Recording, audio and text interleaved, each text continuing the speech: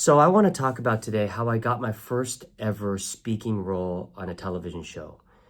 And I want to tell this story because I think there's a very important point I want to make. So it all starts with there was this audition for a play called Proof.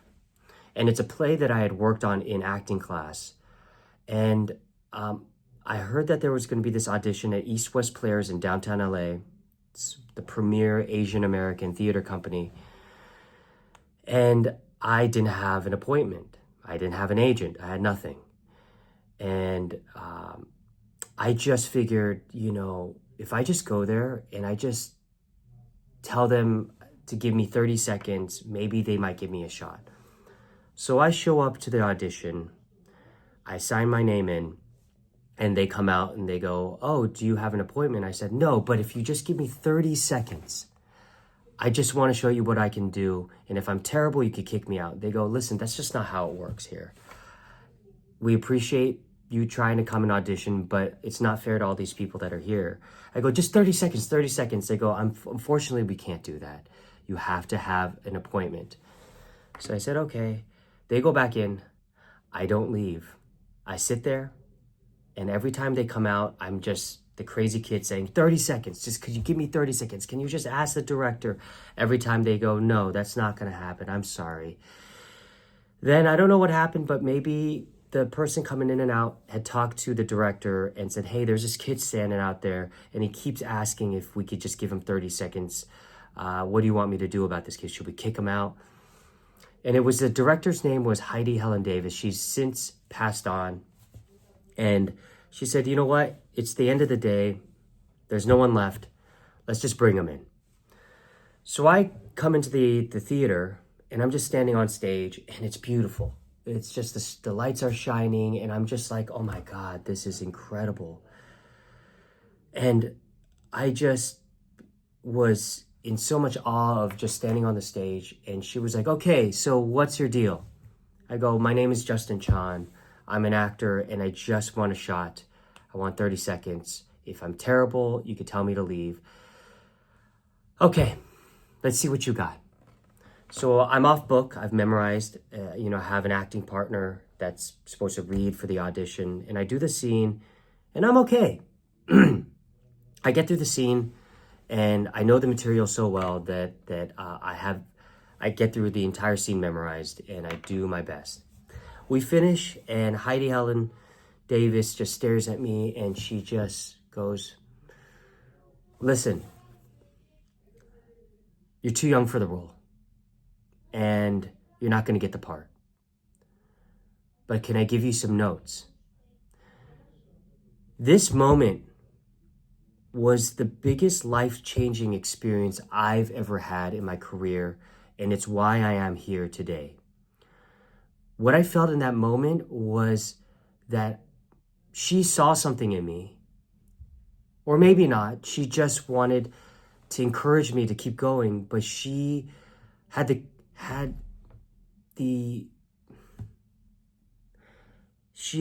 gentle courtesy and the just heart to give me some encouragement by giving me some notes. So I felt like I was a working actor.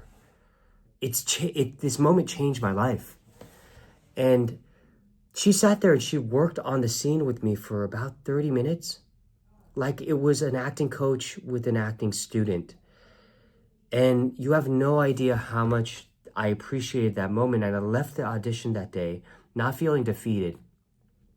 I felt triumphant because I felt like I accomplished something. Anyway, what happened was after that moment, I would be in this D-level agency filing headshots, hoping that they would send me out on audition once every 3 months or so. And, it usually never would happen. It usually be for a dumb commercial or something. But I got a personal phone call because I had written my number at the theater company when I wrote my name down.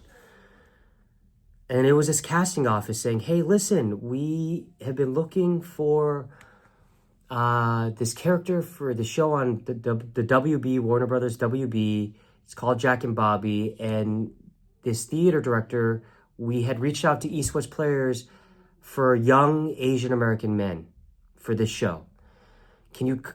And this director, Heidi Helen Davis, said, you could be really great for this. And I was like, oh my God, absolutely. I'll be right there. Tell me what day and time and I'll be there. So I go there. I'm sitting in the waiting room and I'm seeing people I really respect. Like Dante Bosco was there, who's now a great friend of mine, but he was Rufio. And I'm just looking around and I'm like, oh my God, I can't believe I'm in this room with these people. And I start getting really nervous. I get so nervous. By the time I get in there, I'm kind of like hard of breath. I'm a little shaking. And they're trying to relax me. So they're having a very just normal conversation with me. And they say, are you ready? And I go, yeah. They're very kind to me. And so I start the scene and then I get to a certain line and I choke. I just don't remember anything that comes next. And they're like, you know what? Relax. It's okay. We could start this again. And I go, okay. So I start the scene again and I get to the same part and I freeze. I don't know if you know what that feels like, but this has happened to me at a violin concert recital, or, you know, it happens while you're doing a speech. You just get so nervous that your mind doesn't work anymore and you don't know what comes next. I started over maybe 4 or 5 times. And this has been a reoccurring nightmare ever since that audition, is this feeling that I got. I basically couldn't get through it. And they were like, listen, thank you for coming in. We really appreciate it. We'll see you next time. So I leave feeling terrible, and a few weeks go by. I guess they were having such a hard time finding an Asian American actor because, mind you, this was in the early 2000s. And you can look up the show. There weren't very many Asian American young actors out there. So then they did a cattle call, which is where they open it up to anyone who's interested because they're looking wide and far for this character. I heard about it. I heard the date and time. And I showed up again.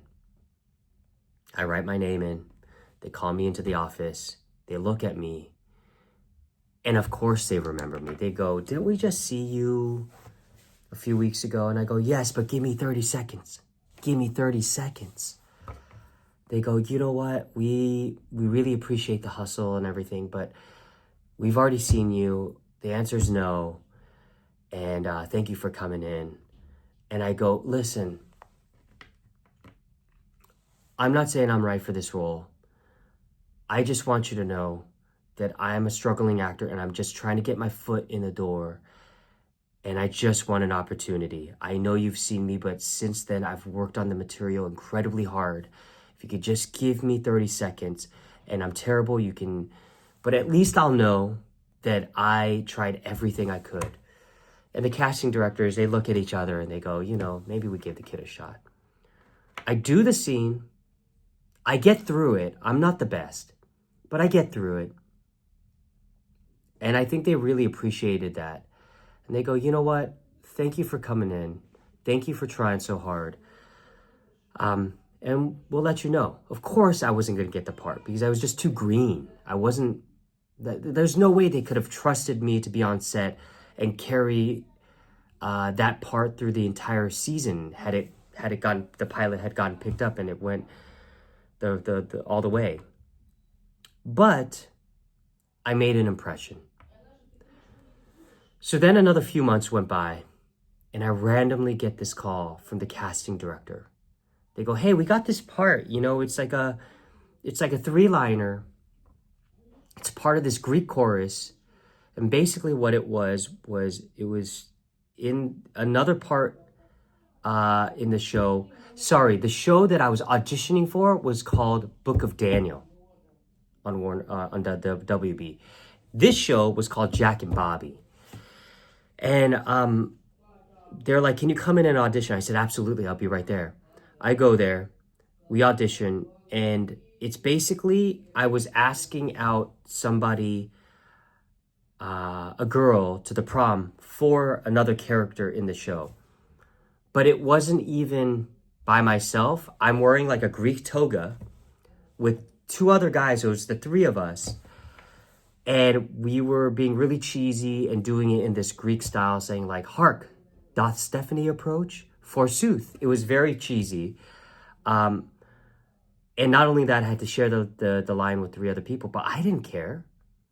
So I auditioned, and then a few days go by, and they go, "You got the part." They call me.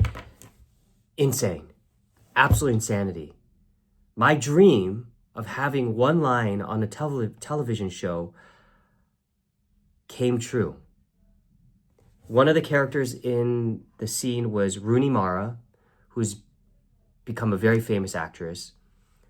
Sorry, it was Kate Mara. Kate Mara, who is a sister of Rooney Mara, and Kate Mara has been on so many films and became very famous afterwards. And I was so incredibly stoked to have had that one line, and it was a huge milestone in my career because I was actually in a television show speaking and not an extra. All that to say, the point is to getting your foot in the door to any industry is so incredibly hard. And if you take the first no, you'll never get there. You have to have tough skin, thick skin, and you have to be willing to face rejection over and over and over. And I just, maybe because I was young and dumb, I just didn't care if they said no to me. I just kept coming back. It was like I was that guy that just kept getting knocked down and punched, but I keep getting up over and over. The hardest thing is just for one person to say yes. But the only way to get somebody to say yes is to hear a ton of no's and just to get beaten down over and over.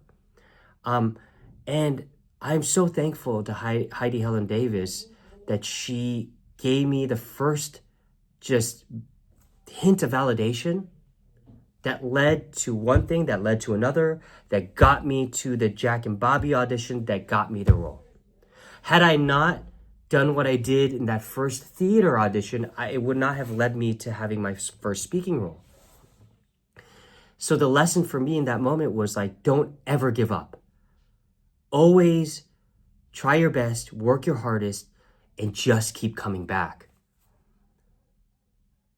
I think that's what it is. I think the people who make it are just tenacious enough and dumb enough to keep taking no for an answer and finally getting that first yes. And then once you get the first yes, it starts over. It's not like you've ever arrived. You just keep going until, you get the next gig and the next gig.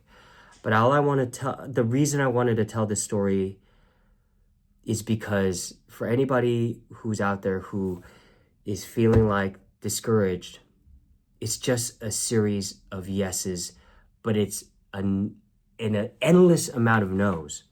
And I just want to say this, even in my state in my career, where I have 60 film and television credits, and I've also directed like now 7-8 projects, it's still the same thing. I hear no's every day, but I dust myself off and I get back on the horse and I keep riding.